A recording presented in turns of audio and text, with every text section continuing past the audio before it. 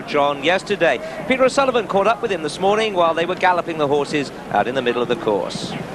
First, Miles, congratulations on yesterday. That was your fourth as a trainer at the National Hunt Festival? That's right, yeah. And you rode 3 winners as well.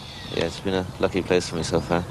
What are the chances of mixed blends making it number 5? For to say she'd actually win it would be a bit presumptuous, but she should run a big race. I think she's improved from Ascot. The ground will suit her better than it did at Ascot. And she seems terribly well. And which should have the best chance of your 2 today? What about Rawhide? Rawhide, that's a tricky race with traffic problems and everything, but if he has a clear run, he should, I'd be very hopeful he'd be in the first 3 anyhow. You happy about the way he's assessed? I think it's a fair, it's on his performance, and I think it's fair, it's a good racing weight. And what about the ground for him? Oh, he loved the ground. He will? It couldn't be fast enough for him. So, of the 2, you'd probably favour him slightly?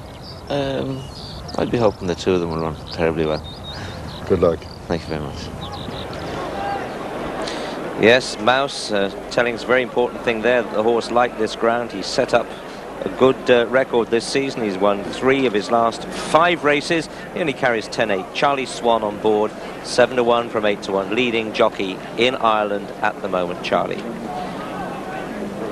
Well, just walking around in the background there, seem to have Mail Car. He's in the pink cap there. That's John Joe. Oh no, just going out to the left there. Have a look at him. Now, if this horse could only stay sound, he'd be a very good horse, but he has muscle problems, you know. John Joe sent him to Edinburgh, he sent him to Newmarket, all over the place, and yet it's hard to get him right. He's 25-1 from 20s. He's owned by a great supporter of the game, Patsy Byrne. Likes a little tickle at the ring, so seeing him go to 25s from 20s might just say that Patsy's keeping his hands in his pockets at the moment. In fact, very successful man, Patsy. He and his brother Johnny sponsored the Byrne Brothers Compton Chase at Newbury, if you were with us only a couple of weeks ago. But Mail Car, on his day, is a decent animal. He's got 11-3, Roddy Supple in the saddle. Going through was 7, we'll catch him later. That was Give Us a Buck. But number 2 is an interesting one. Arctic Teal, Oliver Sherwood's got a lot of representatives here, and Adie Smith rather, takes the £7 off. This one's 11 stone 12. Well, it fell last time, but I can tell you that Arctic Teal was staying on well when 4th at that time behind Calabrese at Ascot, and doing a good bit of running at the time, was really motoring. 14-1 from 16. Plenty of weight, but this horse goes on this ground. I certainly think this will be there at the death. Now the start for this, it's a long way, 3 miles and 1 furlong, the Coral Golden Hurdle final. They've got 2 complete circuits plus about a furlong and a half to run. So they'll be coming up that hill 3 times. Number 7 in the checks there is Give Us a Buck. On the far side of those 2 that are going round together, Give Us a Buck, and Fanny Dillon nearest to us is his stable companion. David Ellsworth has 3 in it, but we'll talk about Give Us a Buck in those very familiar colours, because this one made some late headway when 8th of 18 to Ickdam, the latest start at Newbury. That was in a handicap over a slightly smaller trip, 2.5 miles. The ground was heavy. Not a bad sort of animal, jump fences later. But nearest to us is Fanny Dillon, another Ellsworth horse. And Fanny Dillon is a horse that landed a huge gamble at Leicester for Elsie when he brought him over from Ireland first of all. It's one of 5 mares in the race. Alan McCabe, again claiming the £7 off this one, reduces her weight to 10 stone 1. She's 25s from 20s. A fair cut in the ground the day she landed a gamble, but she's slowly been running better this year, you know. Wouldn't surprise me if anything happened in this race, but this was one that certainly on her best form has got the right to be there at the finish. Going through is 15. 15 is Indy Pulse by Troy, beautifully bred horse this, running in the colours of Bobby McAlpine. Nicky Henderson, who's not having the greatest meeting, though he's had 1 winner with Master Bob yesterday, probably the most unpredictable character in his yard. But Indy Pulse had 2 quiet runs so far, 33-1 shot. But they've 3 times to negotiate this hill, and there's plenty of people willing to go on from the off. Let's go with Peter. 13 flights to be jumped this time.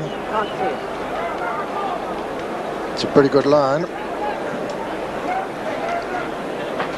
Are you all right now? Come on! Yep. They're away. The grey towards the left of the picture. is Brockton Grey. Has just been dropped back now as Urizen goes on from Alpha Sonic and Parlez-vous Français and Quanas over on the far side. Urizen and Alpha Sonic, Parlez-vous nearest to us, and Indy Pulse has gone there. Taberna Lord has been brought down at the first. Taberna Lord has gone, and Smithsonian has gone as well. 3 of them out at the first.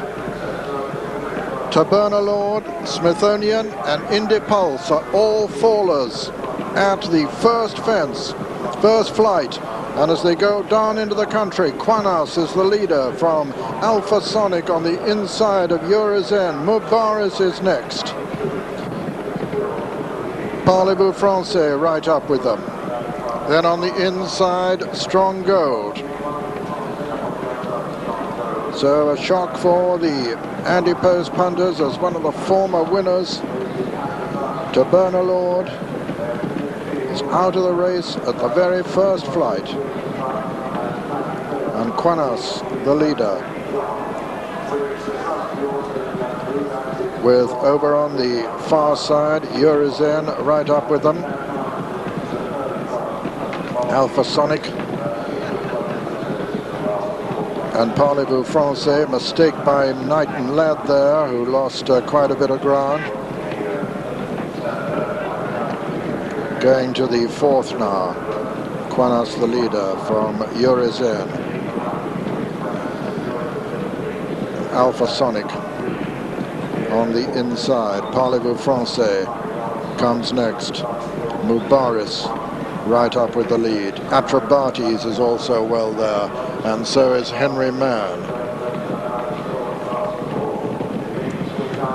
Beginning the run downhill, all 3 riders were up all right after that melee at the first, but I'm afraid one horse is still lying there, and that is Smithsonian.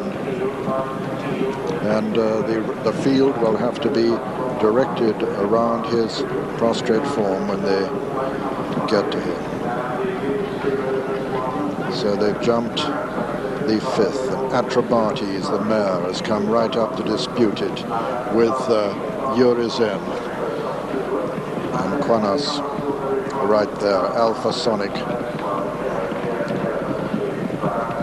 Direct has made very good progress. And Quanas the leader as they come to this flight where they're being directed away from the inside out into the center of the flight as Quanas comes to jump it. Quanas leads from Atrabates and Urizen. Then come Alpha Sonic and Parlez-vous Français. Parlez-vous Français on the near side. Direct is just behind. And still going a very good gallop indeed. Beginning to swing left-handed. Quanas the leader from Atrabates. As they go down to the 8th. And Rawhide, the Irish challengers, only got 4 behind him at the moment, just behind Mr. Gossip as they go down to it. Quanas again from Atrabates. Direct is well there, and also right up with them now is Glen Oak, who's made quite good progress. Right down the far side. Quanas on the inside at the 9th from Atrabates. Glen Oak towards the outside, then Direct. Just behind Direct is Urizen, who's still holding his place.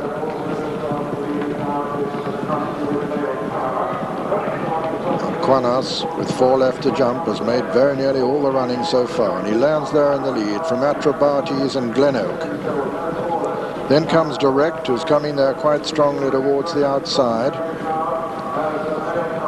Mail Car is also making very good progress as they begin the run downhill. Glen Oak and Quinas disputing from Direct and Mail Car. Glen Oak takes the advantage now from Quinas. Direct.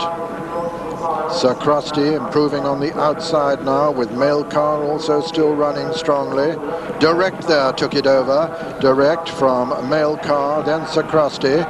Then finishing well is Henry Mann, the top weight, but it's Direct from Mail Car. Mail Car travelling possibly the strongest of the two now as they come to the second last. Direct and Mail Car. Mail Car lands in the lead from Direct, then Henry Mann in third. And Mail Car has the advantage now as they begin the left-hand swing and race towards the final flight. It's Mail Car in the lead from Direct, and Henry Mann, the top weight, still finishing well. Not far behind them, Sip of Orange, but Mail Car being pressed now by Henry Mann as they race into the closing stages in the Coral final handicap, and Henry Mann coming on the stand side to challenge Mail Car on the far side. Henry Mann getting the upper hand as they race towards the line. Henry Mann has probably just won it from Mail Car with Direct third and Sip of Orange fourth. Henry Mann on the inside from Mail Car, and he has announced the winner. First, number one, Henry Mann, owned by Mr. Lynn Wilson, trained by Simon Christian and written by Tony Mulholland. What a fine performance under top weight. Second was number 5, Mail Car, owned by Mr. P. Byrne, trained by John Joe O'Neill and written by Robbie Supple. And third was number 16, Direct, owned by Mr. H.K., trained by John Edwards and written by Norman Williamson. Fourth was number 17, Sip of Orange.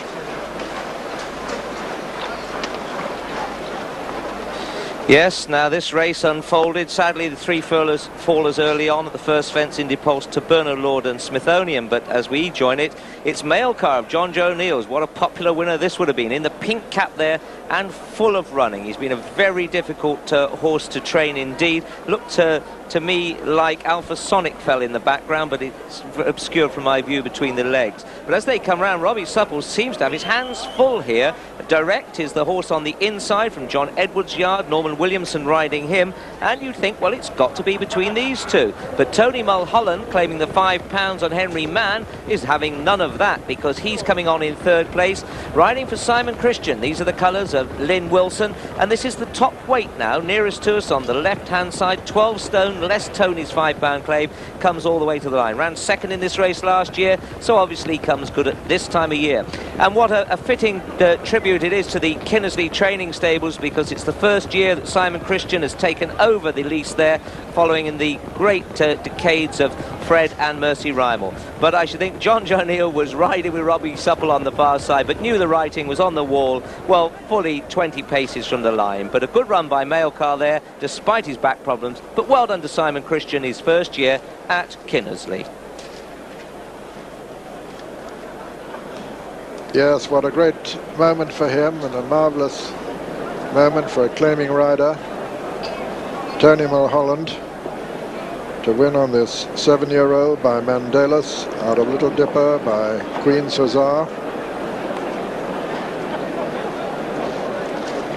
Indy Pulse, who was one of those who went at the first, he's giving himself a little voluntary exercise, but he's obviously unscathed, and so happily is his pilot Richard Dunwoody. Poor Richard, it's once again typical of the game, isn't it? He wins the champion hurdle yesterday, and he's had a couple of falls already this afternoon. Henry Mann, this is the 20-to-1 winner. Third time lucky this season. Unplaced in his 2 previous outings. A lot of local interest. I'm afraid went out of the race very prematurely when the unfortunate Bernard Lord, the winner in 1987, trained nearby by Jim Wilson at Cheltenham, was brought down at the very first flight. Well, poor John Joe, I saw him out this morning. He must have thought he was home and hosed with Mail Car. Sure to have trained his first festival winner here. couldn't get beat, could he or could he?